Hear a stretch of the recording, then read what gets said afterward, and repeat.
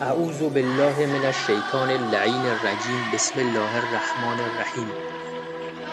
آیا دوست دارید که هیچ فقیر و گرسنه و عریان و مقروض و ستم دیده و اسیر و بیماری در روی کره زمین نباشه و هیچ جنگ و ظلمی در جهان نباشه و هیچ گمراه و گمراه کننده و مستضعف و کافر و ناصبی در دنیا نباشه و ریشه فقر و تبعیض و ظلم و بیماری و فساد و انحراف و گناه از روی کره زمین برچیده بشه و بالاتر از همه اینها کره زمین تبدیل به بهشت بشه؟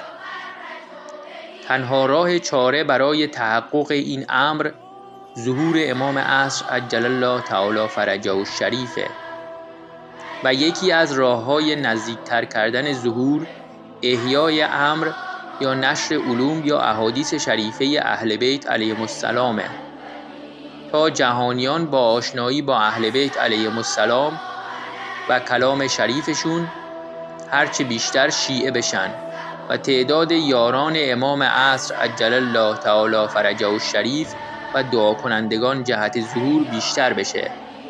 حال چه کسی در این عصر بهتر و بیشتر و کاملتر از همه امر اهل بیت علیهم السلام رو احیا میکنه جز علامه الله یاری؟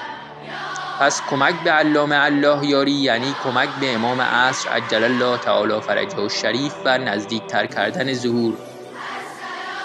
تا حالا بهش کمک کردی؟